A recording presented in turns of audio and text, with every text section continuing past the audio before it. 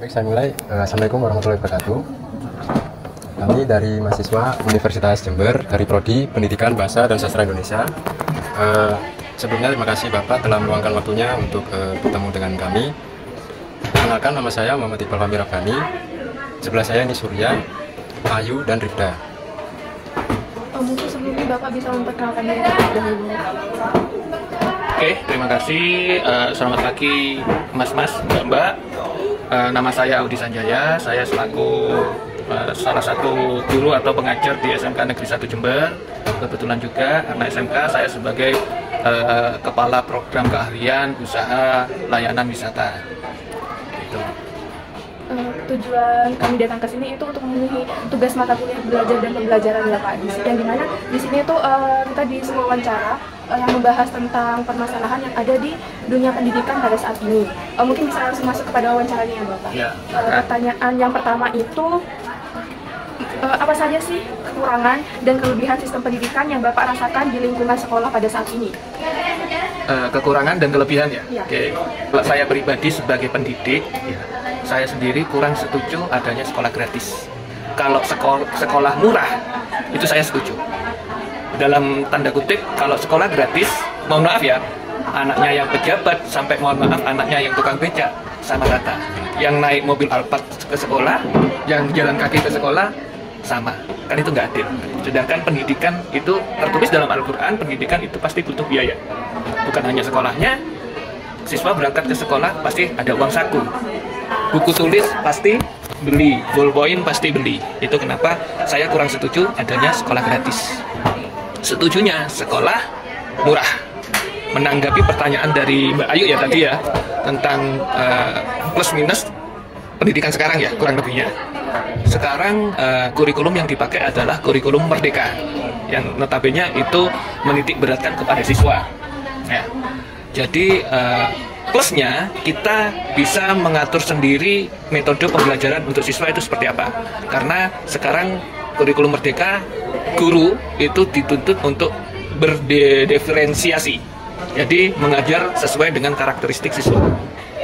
Ya, kalau kurikulum Merdeka. Tetapi kekurangannya kurikulum Merdeka tidak ada istilahnya anak tidak naik kelas atau naik jenjang. Jadi dan dalam tanda kutip sedikit kekurangannya jika siswa itu absensinya banyak,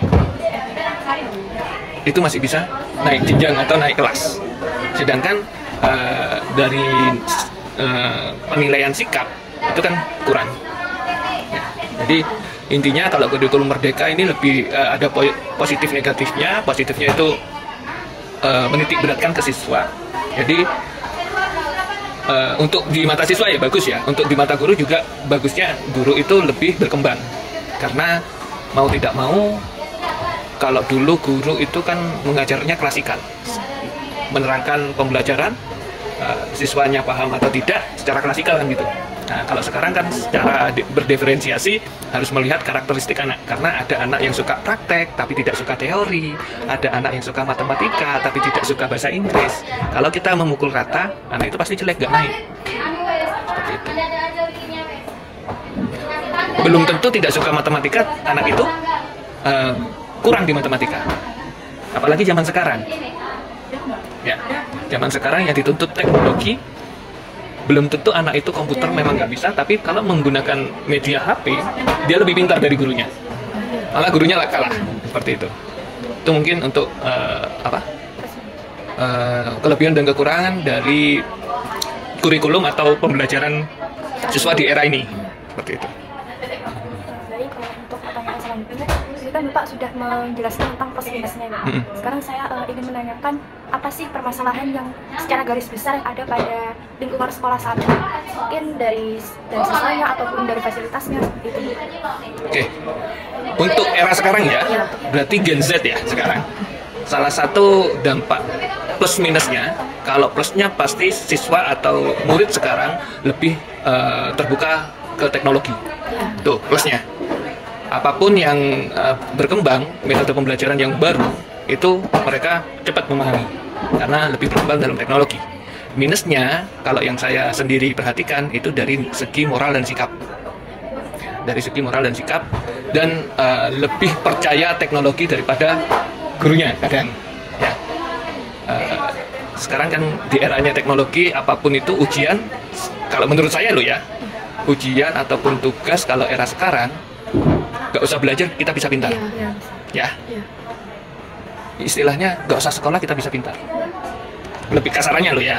Tetapi dari sikap dan perilaku, sekolah itu kan juga mendidik seperti itu.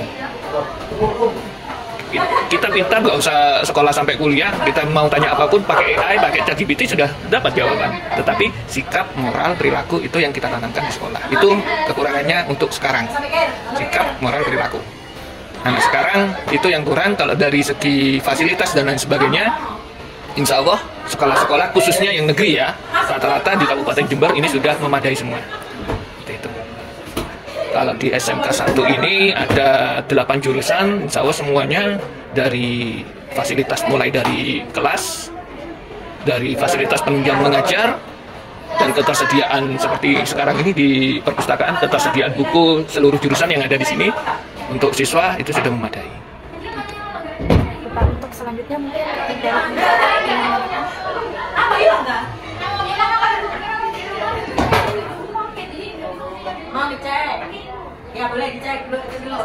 Jadi pertanyaan kedua itu apakah kurikulum yang digunakan saat ini sudah cukup relevan dengan kebutuhan siswa di masa depan? Kurikulum yang sekarang relevan nggak untuk digunakan di masa depan ya, untuk siswa? Ya. Oke. Sebenarnya kurikulum mulai awal, entah itu kurikulum 13, kurikulum 2007 kalau nggak salah, itu semuanya relevan. Hanya yang ditambahi kan, yang diubah adalah mengikuti perkembangan zamannya, itu kurikulumnya. Untuk SMK sendiri, khususnya SMK 1, kurikulum itu bisa dirubah, meskipun patokannya sama.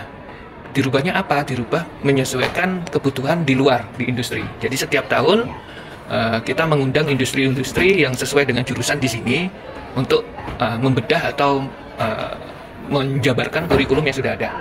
Apa sih yang perlu ditambahkan sesuai dengan eranya di luar? Ya. Contoh misalnya ya, di jurusan saya pribadi, saya kan pariwisata.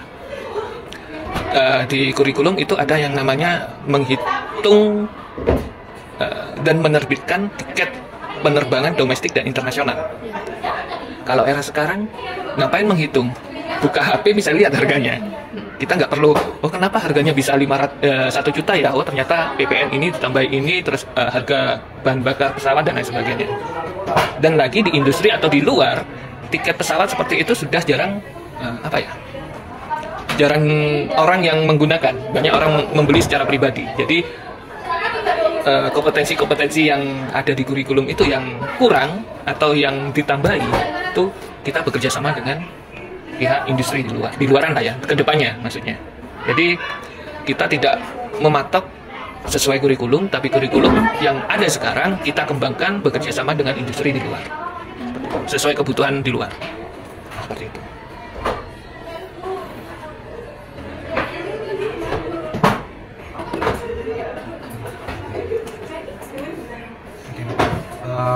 Lalu untuk selanjutnya itu pertanyaannya, menurut Bapak itu apa permasalahan yang sering sekali terjadi dalam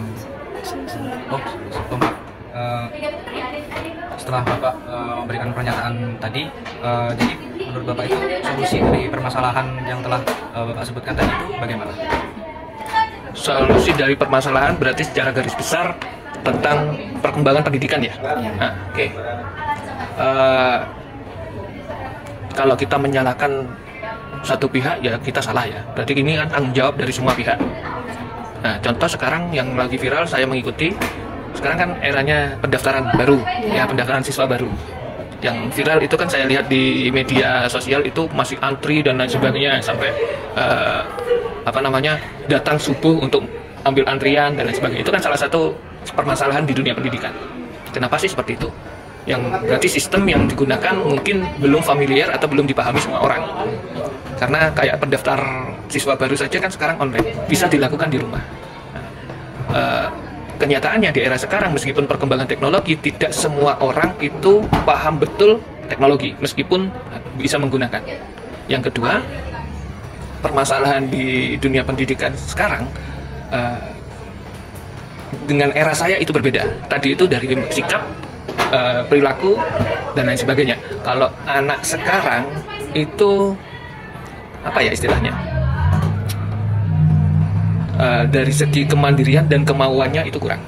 Itu kalau menurut saya. Lebih baperan, lebih baperan seperti itu. Ditegur gurunya sedikit sudah baper, ya kan? Tidak mengerjakan tugas sudah diingatkan sama gurunya ini tugasnya kurang, baper, suruh menemui. Sekarang dipanggil oleh guru BK misalnya. Nah itu kan dalam tanda kutip pikirannya saya salah apa, kan gitu. Kalau anak dipanggil di BP atau BK kan gitu, saya salah apa. Sedangkan BK itu atau BP itu kan bimbingan konseling, bukan hanya salah saja. Seperti itu. Bahkan guru ini kadang menjadi curhat oleh siswanya, bukan hanya tentang masalah pendidikan, bahkan sampai masalah keluarga. Tuh. Jadi solusinya bukan hanya pihak sekolah, pihak keluarga dan pemerintah juga jadi satu. Era sekarang, orang tua wali murid ini menyerahkan ke sekolah dengan pikiran mereka mungkin tanda kutip apa kata sekolah. Tapi di rumah dia tidak ikut memantau. Seperti itu.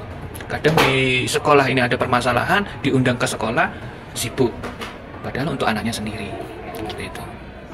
Kadang diberikan fasilitas oleh orang tua untuk pendidikan, disalahgunakan. Jadi selain mungkin penambahan fasilitas di sekolah juga termasuk solusinya yang menyesuaikan dengan perkembangan zaman. Yang kedua, metode mengajar gurunya harus lebih variatif, mengikuti perkembangan zaman. Terus siswanya juga, ya solusinya ya saling duduk bersama lah. Pemerintah juga. Tidak bisa hanya satu ya Bapak? Iya. Kalau pemerintah ini secara umum ya, bukan hanya sekolah negeri swasta. Kadang yang saya lihat sendiri, kadang itu masih memperhatikan sekolah-sekolah yang apa ya, yang notabene lebih besar daripada sekolah-sekolah yang lebih kecil. Pemerintah loh ya. Kenapa mungkin mas-mas mbaknya ini ada sekolah unggulan, sekolah pinggiran. Nah itu salah satunya itu. Kenapa kok sekolah unggulan lebih banyak peminatnya daripada sekolah pinggiran? Itu kan nanti juga dari permasalahan pendidikan. Sampai sekarang ada namanya zonasi untuk masuk sekolah. Ya itu kan mengatasi itu. Biar merata ya. Biar merata itu. Itu mungkin solusi-solusinya. Selain dari yang terutama sih siswanya sih, ada kemauan belajar nggak? Kalau mungkin mas-masnya nanti kan ada namanya nggak apa? PPL di sekolah gitu nantinya kalian. Ada. Magang di sekolah kan ya, seperti itu ya. Nah, sama seperti itu. Kalau di SMK sini kan ada namanya PKL. Sama seperti PPL. Dimanapun tempatnya, entah itu nanti mbak sama masnya ini ditempatkan di sekolah, baik sekolah itu negeri, swasta, kecil, besar, pinggiran ataupun kota, sekolah itu tetap bagus. Tergantung mas sama mbaknya bagaimana caranya. Sama halnya siswa sini PKL dimanapun, entah itu di hotel berbintang 5, di tour travel yang terkenal, tetapi kalau orangnya sendiri yang tidak mau berkembang, itu pasti susah. Sama siswanya, sekolah di sekolah sini, sekolah yang bagus ataupun sekolah yang swasta, kalau tidak mau berkembang ya susah. Fasilitas kita sudah memenuhi, gurunya sudah bagus dengan konsep-konsep pembelajaran, tapi siswanya tidak mau berkembang. Atau mungkin apa, kalau anak zaman sekarang itu yang suka menyendiri, introvert. Nah, anaknya introvert misalnya, tidak mau berkembang, ya nggak mungkin bisa berkembang, nggak mungkin bisa sukses. Itu salah satu solusi sih. Salah satu apa salah dua itu? Salah tiga. Jadi solusinya sama-sama mengembangkan lah pendidikan di Indonesia khususnya. Jadi bukan hanya dari satu pihak, semua Ya, itu ikut. bukan hanya satu pihak. Kalau sekarang kan sepertinya yang saya mungkin nanti kalau salah saya bisa dibenarkan. Kalau sekarang itu rata-rata kebanyakan itu solusinya bukan solusi sih. Masalah pendidikan ini kepentingan pribadi. Dalam artian contoh mau naik pangkat atau naik apa, membuat laporan yang tidak sesuai dengan kenyataan. Ya, misalnya ini contoh bukan di sekolah ya, di kantor apa gitu ya. Mau ada bantuan nih atau mau naik jabatan, berarti kan harus menyetorkan laporan-laporan. Nah, laporannya yang ada ini diproses, diperbarui yang agar lebih ya misalnya lo ini ya.